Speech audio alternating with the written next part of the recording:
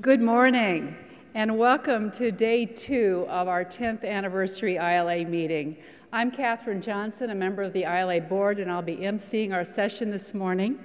It's a great pleasure for me to welcome you to this ILA Leadership Legacy Induction Ceremony for Manfred Kets de Vries.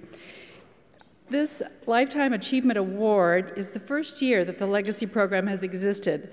The program exists to acknowledge luminaries in the field of leadership who have given their talents and gifts to promote and develop the field of leadership. Of course, this morning we'll be honoring Manfred, and then at 9 o'clock this morning, for those of you who want to continue the conversation, there will be a follow-up session. I had the pleasure of meeting Manfred at the ILA meeting in Amsterdam. I had read his article, Feeling Like a Fake, the Neurotic Imposter, in Harvard Business Review, and I was inspired to learn more about this clinically trained analytical mind and his thoughts on the changing role of leadership. After we contacted Manfred and invited him here, I'm pleased to tell you that his wife, Elizabeth, also a leadership scholar, was able to join him. Elizabeth, would you please wave? And we're so happy to welcome you to the session this morning.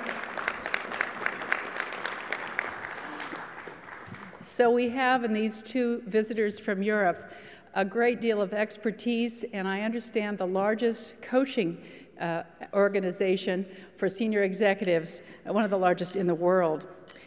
After speaking with Manfred and securing his willingness to come and be honored with us this morning, we asked him he would like to personally make the introduction. And I'm very pleased to introduce the inductee as introducer at this time. And this is an individual who studied with him in his doctoral work at McGill University and is currently a professor at the HEC Montreal-based School of Business, the oldest business school in Canada. He has taken his work in the theater and brought it into the world of teaching business leaders in this program that has over 10,000 undergraduate and graduate students. Would you please welcome, joining us from Montreal, Laurent Lepre.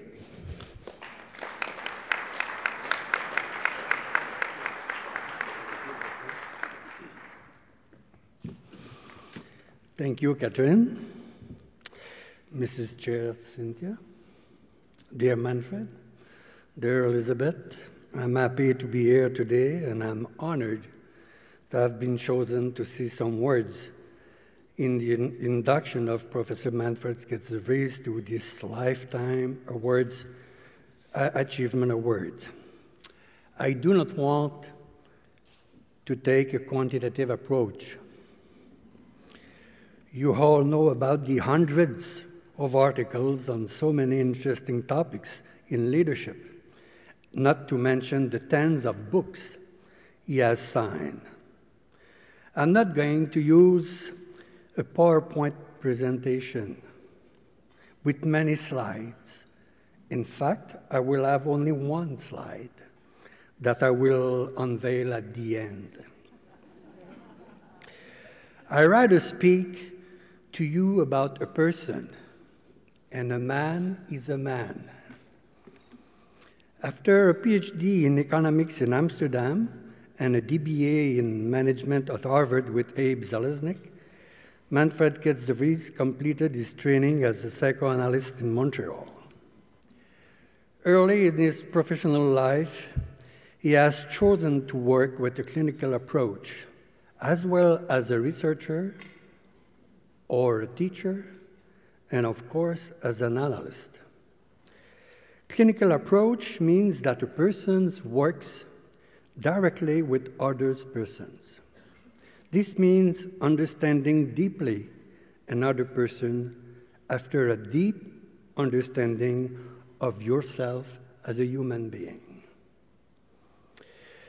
The main tool is your whole self, conscious and unconscious. I think we have a better word in French, comprendre, which come from Latin comprendere, taking within. This is not the same thing as understand. Maybe there is a difference between Francophone and Anglo-Saxons. We comprehend, and you go under. I recognize that there is a lot of fun going under. You had a very intelligent and famous president who became more famous because he loved going under. Even if Freud said, sometimes a cigar is only a cigar. Obviously, Freud was wrong because of his neurosis, he could not understand that sometimes there is a sexual component in human behavior.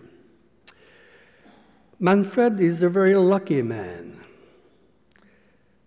Life was very generous with him. He inherited all possible neuroses that a man could experiment in a lifetime.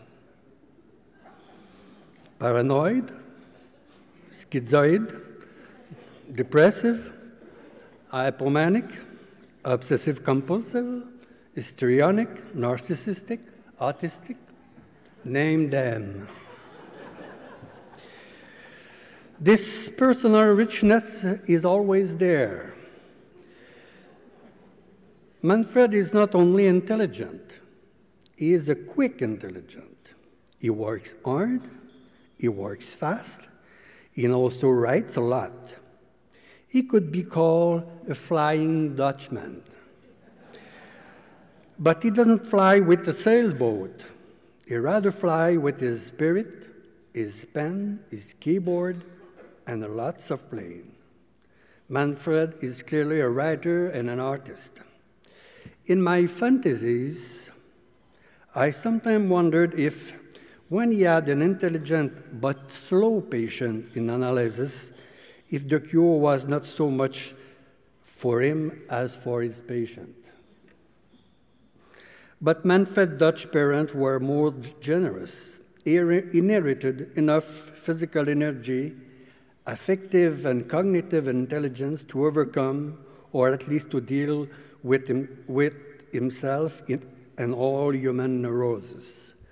Like Shakespeare, like Romain Rolland, a Nobel Prize in Literature, who wrote the life of famous men, he had within himself everything a man could bear to understand whole humanity. Freud was very envious of those creators and artists.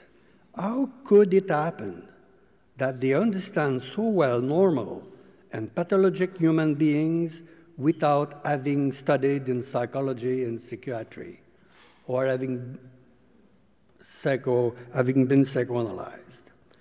How Shakespeare could have been able to write Richard III or Macbeth if he would not been able to live within himself grandeur, destructivity, and paranoia? No need to explain. We could say the same thing about leadership. How would it be possible to understand human beings and leadership phenomena if we are not carrying within oneself all human aspects of a person that we see unfold in leadership? But I think in the case of Manfred Vries, there is even more. The beast is never very far. It's not by chance that he is so much interested in wildlife. Being a great fisher and a great hunter, his interest in wildlife is so great that it was to the risk of his life. He almost killed himself. Under our neocortex, we still have our reptile brain and our memory and affective brain. Antonio Damasio made the point that emotions and affects are central in cognition and in decision-making. Descartes' error, looking for Spinoza, joy, sorrow, and the feeling brain are classics now. Spinoza is also a Flying Dutchman. He knows that to understand other person deeply, we have to know ourselves deeply, our affects and emotions, otherwise we do not understand cognition. Manfred is still working with clinical approaches. To render them more accessible, he developed a leadership archetype questionnaire, a 360-degree survey instrument designed to allow leaders to identify their own leadership archetypes characteristic. It is used in coaching with individual leaders as well as with executive teams. I had many privileged experiences with Professor Kets de Vries. First, as Catherine told you, he was on my doctoral committee with Henry Mintzberg. But I had the chance to know him on a more personal basis more than 30 years ago. I took a doctoral seminar on psychoanalysis and leadership. This seminar was taking place in the home of Manfred and Elizabeth, and Elizabeth was also taking this seminar with us. This was a real master class, and Manfred is a real master. I do not realize at that time the relations between the body, the affect, and the intellect in this experience. All sorts of foods were there in this magnificent home, plenty of refined furniture and works of arts. There were refined food for the beast and also for the great gourmet we were. Thank you, beautiful Elizabeth. Manfred was delighted with sushi and sashimi, crude and fresh flesh. There were also intellectual and affective food that we deeply absorb and digest slowly, rather than the knowledge we learn and take in our superficial brain. This doctoral seminar changed my life, but it is only later, remembering that I could connect the dots to take the words of Steve Jobs. In a previous life, as they told you, I had a professional training as an actor, and I was the director of a professional theater company. To become an actor, you have to work with your whole self, the body, the affect, the vocal cords, the emotions, the intellect, and the words, the lines, as actors say. The body always tells a lot. The great Canadian ballerina, Karen Kane, who had a flamboyant career dancing with Rudolf Nureyev, entitled her autobiography, Movement Never Lies. Even if you understand intellectually and are technically skilled, if you don't feel what you are doing, nobody will believe in what he is listening or he is seeing. 30 years ago, I knew that Manfred was elected each year the best professor by the MBA student at McGill University. I wanted to see by myself, and I saw. Obviously, the students were very nervous, well prepared for this course, which had been built with case studies of great leaders, movies, novels. The rules were very clear. Be ready to participate and don't come late.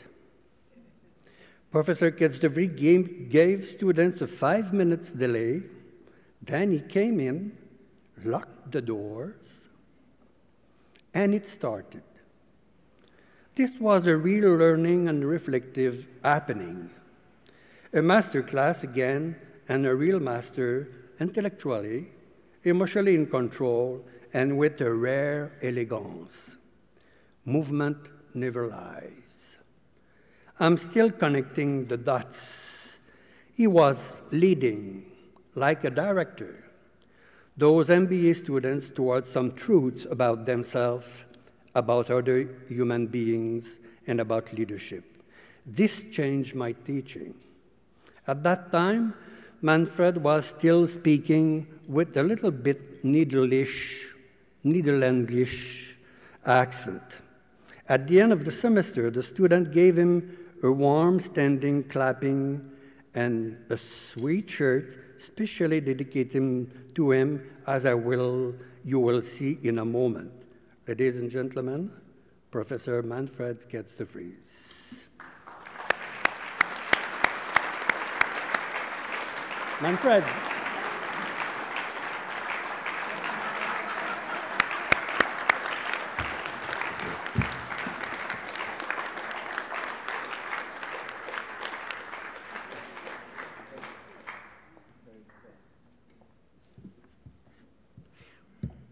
Thank you, Laurent. It is now my great pleasure to bestow onto Manfred Kets de Vries on November 13th, 2008, the ILA Lifetime Leadership Achievement Award, and to induct him into the ILA Leadership Legacy Program. So Manfred, would you please step forward? The ILA Lifetime Achievement Award is in gratitude for your tremendous work in advancing the field of leadership. Much of your work has been done through your research and through your many articles, chapters, and book. So in recognition of all that you have done to advance the field of leadership, we present to you a pewter plate. And there is something more that you have given, and that is to all of the individuals whose lives you have touched. So in recognition for this gift of legacy, for the gift of relationships that will continue on and on, we present to you testimonials that have been presented and written to you today. So if I could have, on behalf of the ILA, we present to you the ILA Lifetime Achievement Award and these many testimonials that'll keep, we hope, that you will take and share and read for many, many years to come. So thank you so much. Thank you.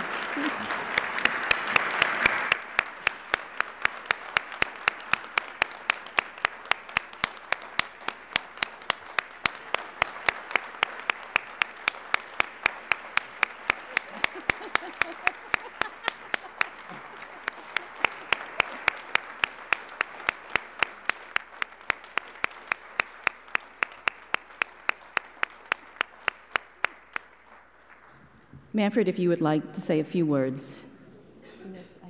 Thank you. I really am anxious to hear what I'm going to say. I really don't know. And I'm already such a confusing speaker anyhow. I always tell my students, if you are not confused, you don't know what's going on. So I'm a very confusing-oriented person. I'm very touched, I must say. I would like to thank the ILA for this great honor they have given me. I'm very touched by, I basically listening to Laurent. I went back to the house in Montreal on Westmount and the seminars, which was actually my... I'm sorry.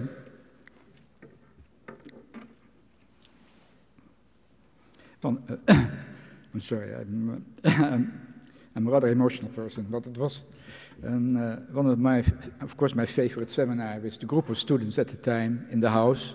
Elizabeth participating, and she usually baked the cake, which was a really nice added thing to it.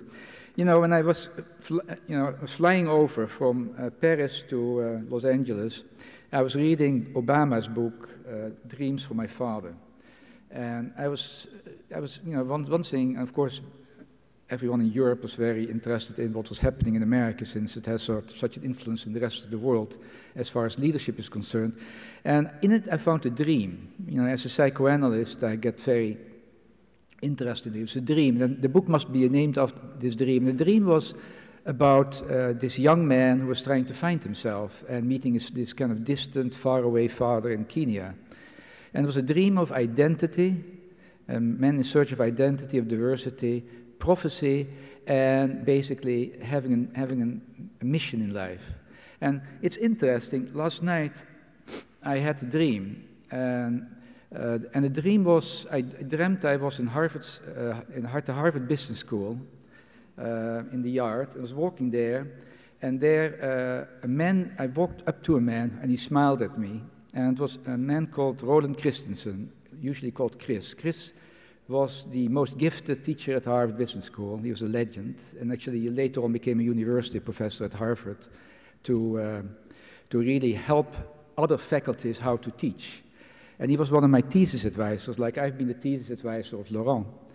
And I remember, I'm thinking about my own life, I've been going through a number of stages. And one stage, I started actually as an economist at the University of Amsterdam, and then I went to Harvard, and I was taking the normal courses economists would take at Harvard Business School. And one course was rather funny. It was called Psychoanalytic Psychology and Management Theory.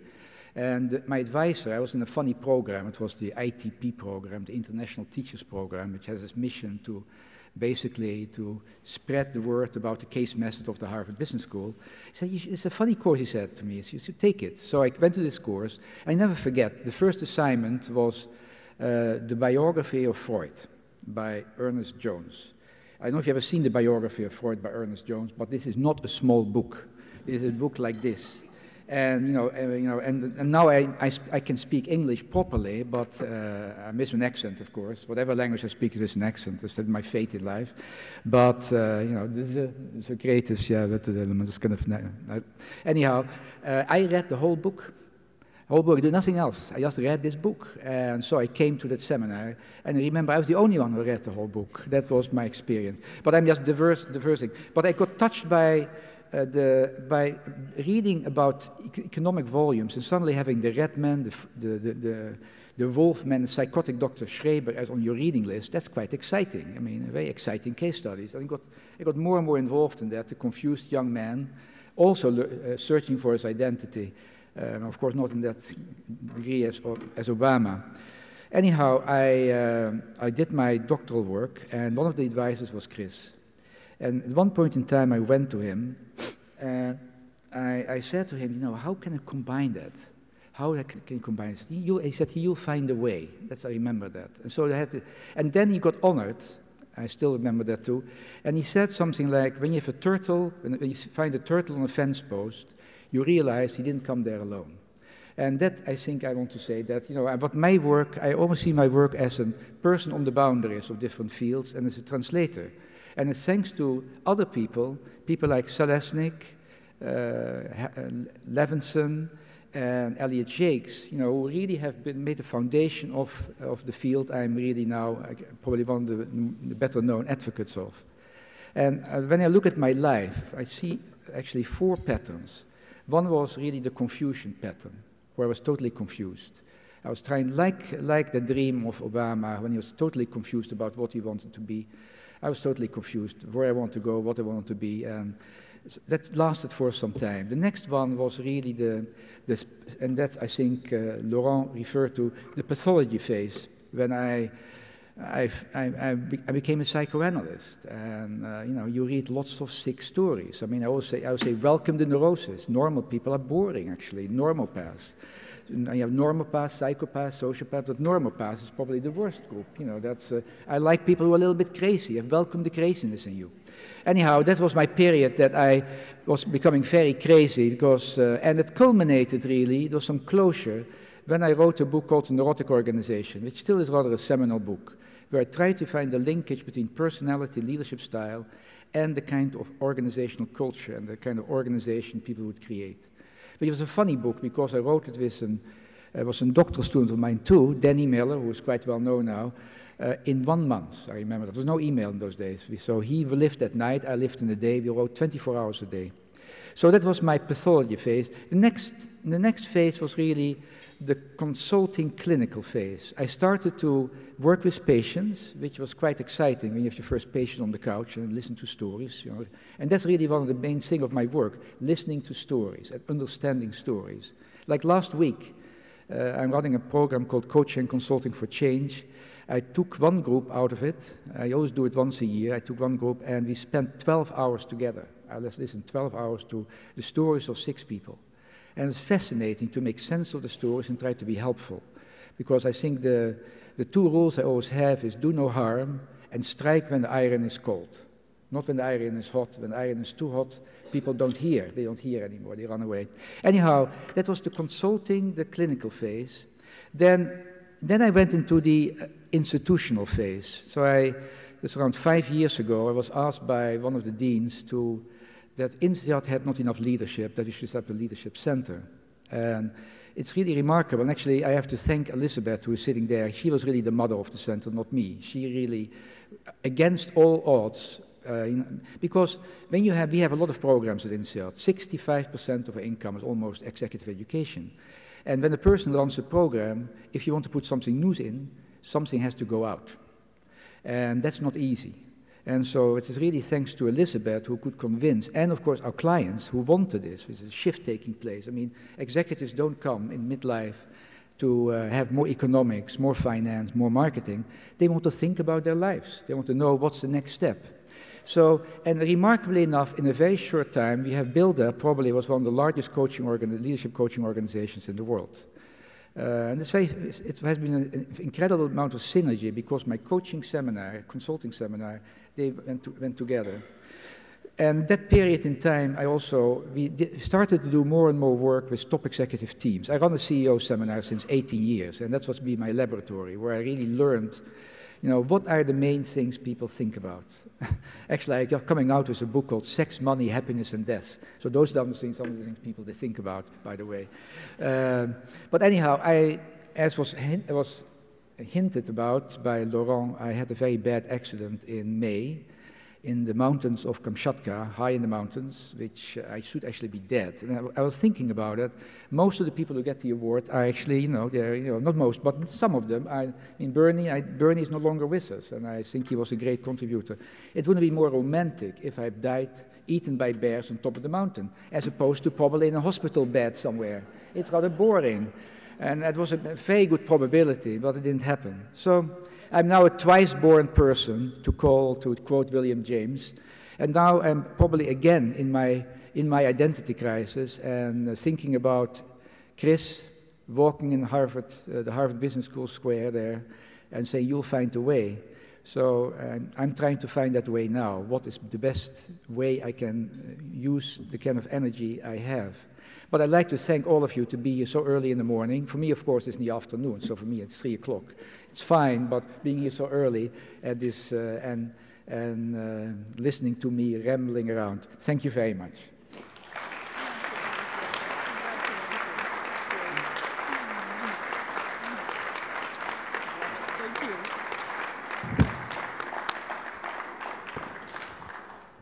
Manfred mentioned to me last night that he has 7 books in the works, so I don't think that this man is missing in opportunities to use this next phase of his life.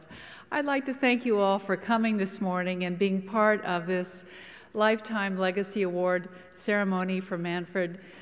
And I'd also like to invite you to a quasi-master class that's going to be held with Manfred at 9 o'clock in the Sherman Oaks room. All the sessions will begin at 9 o'clock. And so we encourage you to go over the wide selection and pick one, but of course you're invited to come and meet with Manfred and learn more. I'd also like to thank Laurent for his very thoughtful and wonderful comments and for making the trip to be with us. We're so appreciative of that. And in summary, I'd like to ask you to stand and one more time pay honor to our Lifetime Legacy Award winner, Manfred Kets de Vries.